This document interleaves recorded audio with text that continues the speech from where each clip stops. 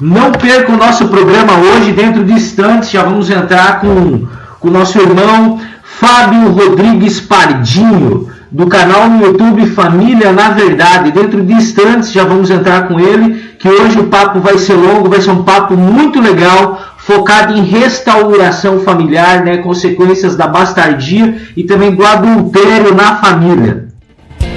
O querido irmão Fábio Rodrigues Pardinho, que é aqui de Cascavel. Conheço ele há muitos anos, ele é muito próximo também aos meus pais, ao ministério do Cote, do Mirinaldo. E hoje vamos receber ele aí. Fabão, seja muito bem-vindo. É um prazer muito grande ter você aqui com a gente, ter você aqui com os nossos queridos ouvintes. Sabemos que todo esse tempo de caminhada aí, Deus cruzou nossos caminhos algumas vezes. E hoje é uma satisfação estar recebendo você aqui, um homem sério, um homem sensato, um homem que busca a Deus e também tem um grande projeto para apresentar aí para toda a igreja brasileira, né? Então, Fábio, fica à vontade, cumprimenta os nossos ouvintes aí e se apresenta para nós. Boa tarde, irmãos, graça e paz a todos. Eu sou o irmão Fábio, aqui de Cascavel, no Paraná. Agradeço a Deus aí pela oportunidade de estar falando com todos vocês. Vou falar um pouquinho da minha história rapidamente aqui para vocês entenderem quem é o irmão Fábio, né?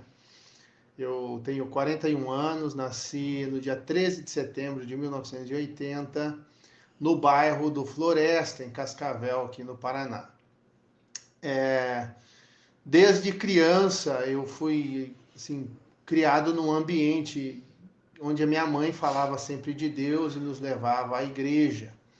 Mas a nossa casa era uma verdadeira tribulação, né? Meu pai era um homem sem Deus, um homem perdido, né? Um homem imoral, enfim.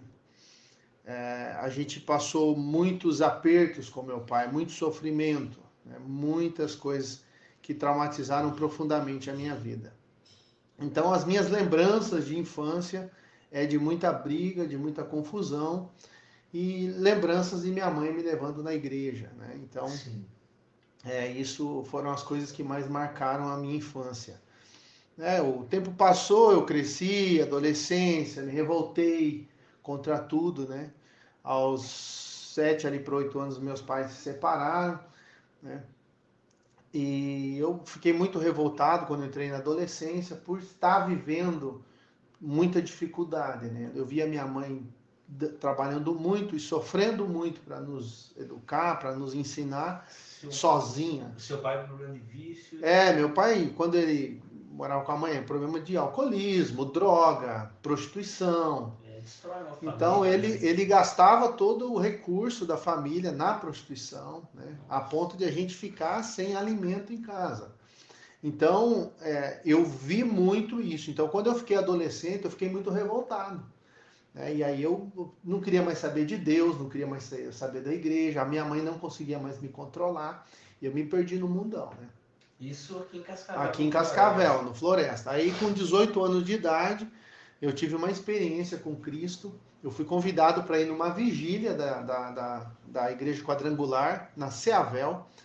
Que ano isso? Em 98. 98. Em outubro de 98 foi essa vigília. Lembro até hoje. E nessa vigília não podia ir não crente. Só os crentes podiam ir nessa vigília. E um irmão que estava indo para a igreja me convidou. E eu fui lá. Cheguei lá na igreja. Lembro como se fosse hoje. A pastora Jacomina, ela pagou aquele dia o ônibus para os jovens irem, porque todo mundo, né, com dificuldade e tudo mais. E me liberaram eu ir. Só abrir um parênteses aqui para os nossos ouvintes.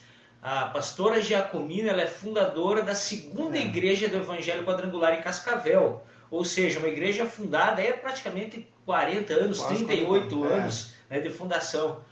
Pode continuar.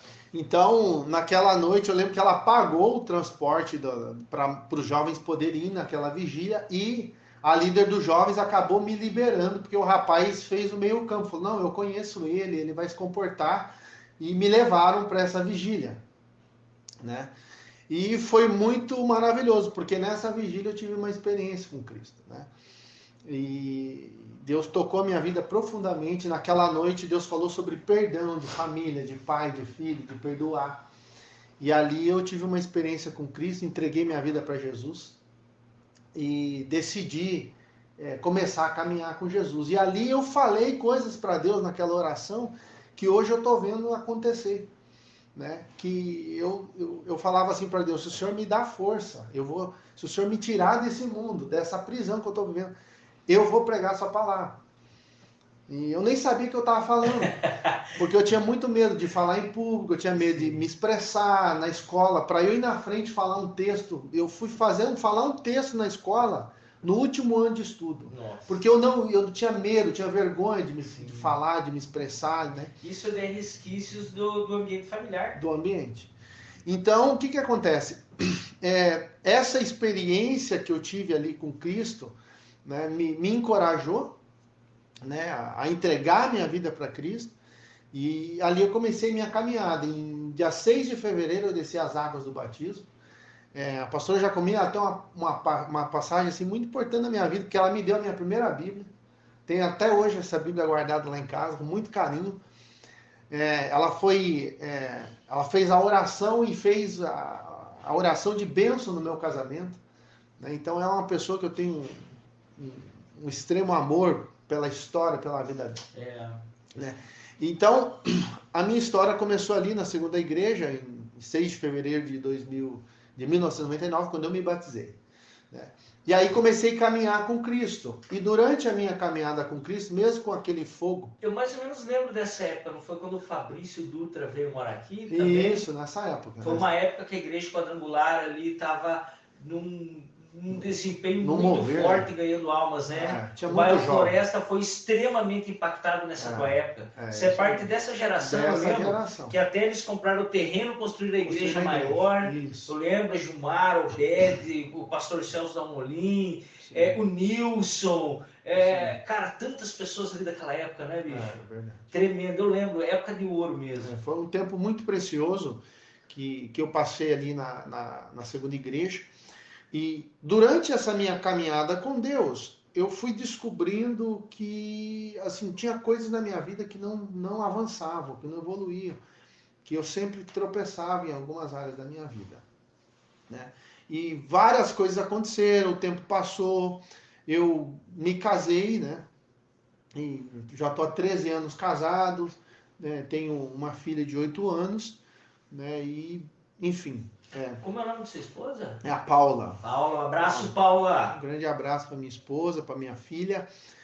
Então, assim, já há alguns anos, né, depois de todo esse processo, depois passei por oficina da alma, né, enfim, né, Deus trabalhou profundamente na minha vida, nessa área da paternidade. Né, eu tinha um espírito de orfandade muito forte em mim. Na verdade, né, Fábio, a gente vai comentar depois, mas o problema de paternidade hoje é 70% da população, inclusive nesses 70%, a gente tem 30% da população não tem o nome do pai, certidão de nascimento, né? Que parece que as leis têm mudado, eu acho que isso é uma coisa ridícula não ter. Mas hoje 70% das pessoas sofrem profundamente com o problema de paternidade. Não é verdade? É isso mesmo. Então, devido a esses traumas, essas feridas que eu tinha, eu fui buscar ajuda. Deus trabalhou profundamente a minha vida. E faz uns 7 anos que eu comecei realmente assim a levar a sério a minha vida com Deus, né? Em relação a meditar na palavra, a buscar o Senhor. E eu sempre falando para o Senhor o seguinte, que eu não queria botar mais os carros na frente dos bois, porque muitas vezes eu na minha ansiedade de servir a Deus, eu fui antes da hora. E eu acabei sofrendo, eu acabei trazendo prejuízo para mim mesmo. Foi o assunto do programa anterior, a ansiedade, que é, na verdade, um reflexo da paternidade quebrada, né? Da falta de ter sido exercido paternidade. Isso. Então, essas dificuldades que eu tive, né?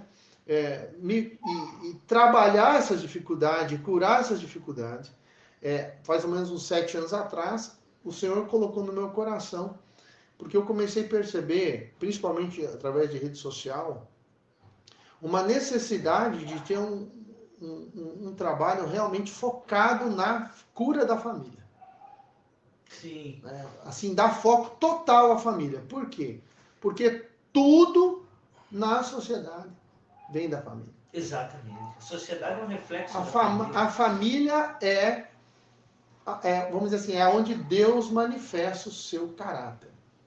Né? Através do pai, através da mãe e através dos filhos. Certo. Eu comecei a estudar sobre a família, sobre a origem da palavra pai. Você sabe o que quer dizer pai na Bíblia? Pai na Bíblia quer dizer construtor, quer dizer arquiteto e quer dizer também